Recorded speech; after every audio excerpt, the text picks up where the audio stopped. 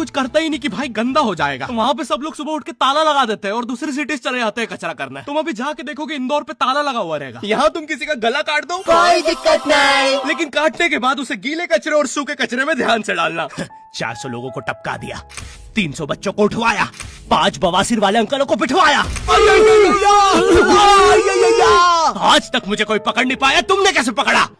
वो आपने ये गीला कचरा सूखे रहने दीजिए, मैं देख लूंगा। तो मैं इंदौर के एक पास वाले गांव खिड़किया में रहता हूँ। खिड़किया इतना छोटा गांव है, वहाँ एक वाईफाई नेटवर्क में पूरा गांव कवर हो जाता है। इनफैक्ट खिड़किया नाम भी उस वाईफाई नेटवर्क का ही था। तो गांव वालों ने सोचा यही रख लेते हैं, तो अभी खुद का चला लॉक हो गया मेरे गाँव का नाम। किसी ने वो वाईफाई हैक कर लिया है। इतना छोटा गाँव है, तुम नॉर्मली भी चलोगे तो ऐसा लगेगा कि 80 की स्पीड पे जा रहे हो। चीजें इतनी तेज साइड से निकलती है भाई। यहाँ इंसानों के लिए स्पीड ब्रेकर्स लगे और भागते समय तो हेलमेट पहनना पड़ता है। मेरे गाँव में लौंडे लड़के बोलते हैं अपनी लोकेशन भेज, फिर उन्हें पता चलता है वो ऑलरेडी लोकेशन पर ही है। यहाँ जितने लोग हैं उससे ज्यादा तो दिल्ली में लड़कियों के मेल बेस्ट फ्रेंड्स होते हैं। इतना खाली गांव है, लोग अपनी ही गुंजी हुई आवाज से बात कर रहे होते हैं। भाई मेरा गांव मैन वर्सेस वाइल्ड के एक एपिसोड तक में है। दोस्तों मुझे नहीं पता मैं ये कहाँ आके फंस चुका हूँ। मुझे तो ये भी नहीं लगता कि मैं यहाँ से जिंदा वापस जा पाऊंगा। यहाँ तो अपना मूत भी चैन से नहीं पीने देते लोग, वो भी आकर छीन लेते हैं। मेरे गाँव में हर जगह बेटी पढ़ाओ बेटी बचाओ लिखा है, जो की बेटियों से लिखवाया है उनके स्कूल छुड़वा के। इतने अंगूठा छाप लोग पढ़ लिखने के बाद भी पेन से अंगूठा बनाते हैं। हाँ, पेन से फिंगरप्रिंट बनाने की कोशिश करते हैं। इनके सामने लड़की भी घोड़ी बनेगी तो उसे भी चराने ले जाएंगे। इतने गवारे मेट्रो की पटरी पे हक देते हैं। भाई मेरे गांव में जब अंग्रेज थे तब गुलामी भी वही करते थे, क्योंकि तुम ये गांव वालों से कुछ नहीं करवा सकते। यहाँ 3-3 दिन तक बिजली नहीं आती है, लेकिन फिर भी कोई खंबे से चिपक के मर जाता है। यहाँ पे एक 10th क्लास की कोचिंग थी और भाई ये कोचिंग पूरी प्रॉपर थी। वो तुम्हारे मोहल्ले की ट्यूशन जैसी नहीं, जहाँ वो बालों में टावल बांधकर निक्कर स्लीपर में एक दीदी तुम्हें पढ़ाती थी। वो दीदी के घर पे इतने सारे बच्चे आते थे पढ़ने, दीदी को पता ही नहीं कौन क्या है। दीदी छोड़ो, बच्चों को नहीं पता टीचर कौन है। एक बच्चा पढ़ाई में अच्छा है, सब लोग उसको ही टीचर समझ रहे हैं। वो बच्चे ने अपनी अलग कोचिंग खोल रखी है बीच में, वो नए टीचर्स लेके आ रहा है। स्टूडेंट्स, ये है मिस्टर अब्राहम जी, अब से आपको केमिस्ट्री यही पढ़ाएंगे। वो दीदी के घर में दीदी से ज्यादा सक्सेसफुल हो गया है। दीदी अभी भी एक कमरे में है, उसने दूसरे कमरे में बिल्डिंग बना दी है। इतने छोटे छोटे बच्चे कोचिंग जाते हैं आजकल, और वो बेचारे आज और कल ही जा पाते हैं, क्योंकि परसों तो उन्हें कोई ओमनी वैन में पकड़ के ले जाता है। इतना कंपटीशन आ गया है, बच्चे 6वीं 7वीं छोड़ के यूपीएससी प्रिपरेशन कर रहे हैं और वो फिर भी फेल हो जा रहे हैं। हाँ, क्योंकि यूपीएससी वाले उधर 6वीं 7वीं के क्वेश्चन पूछ रहे हैं। एक क्वेश्चन था यूपीएससी का कि तुम कितनी बार 100 में से 10 माइनस कर सकते हो, और आंसर है एक बार, क्योंकि फिर तुम 90 में से 10 माइनस कर रहे हो। ये एग्जाम से आईपीएस पुलिस ऑफिसर बनते हैं। अब समझ में आ रहा है देश में इतना क्राइम क्यों है। आधा क्राइम तो आईपीएस वाले ही कर रहे हैं एग्जाम वालों को मार के, कि सालों 17-17 घंटे पढ़ा के ये पूछ रहे हो। तो मेरे गांव में जो कोचिंग थी भाई, उसका सर 10th पढ़ा के सन की हो गया था, क्योंकि भाई उसकी जिंदगी 10th की लूप में फंसी हुई है। उसकी 10th खत्म होते ही फिर चालू हो जाती है। बच्चों के मम्मी पापा उन्हें 10th के बाद कंप्यूटर गिफ्ट करते हैं। सर के पास 70 कंप्यूटर हो गए हैं। हाँ, उनके मम्मी पापा आज तक गिफ्ट कर रहे हैं, और वो भी उस जमाने का विंडोज एक्सपी। सर बेचारा सारे कंप्यूटर जोड़ के GTA 5 खेलता है।